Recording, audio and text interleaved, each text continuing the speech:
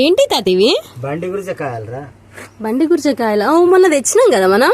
మొన్న మనం తెచ్చినాయి అవి వండుకున్నాం. మళ్ళీ ఇవాళ నేను తెచ్చిర్రా. మళ్ళా తెచ్చుకున్నారు. సంవత్సరానికి 2-3 సార్లు తింటాం కదా. అవునవును. ఇప్పుడు దీన్ని ఎట్లా అండు? దీనికి మనకి ఇంత చింత చీగురు ఉంటేనో చింతాకేయచ్చు, లేకపోతే చింతపండుకి ఇంత వేసి ఉడకబెట్టాలి. దీంట్లో వేసి ఉడకబెట్టాలా? దీంట్లో వేసి ఉడకబెట్టాలి.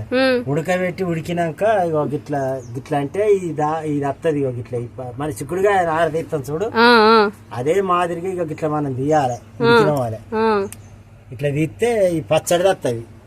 ఇక ఇట్లా వచ్చినాక ఇక మనం నూనె పోసి అన్ని వేసి మర్రేసుకుంటే, కొంతమంది ఇష్టంగా కొద్దిగా చారు పోసుకుంటారు, కొంచెం చేదు ఉంటది. సేమ్ కాకరకాయ. అవునా? ఇది తింటే ఏమైతుంది తాత? ఇది తింటే వాతానికి ఎక్కువ పని చేస్తుంది.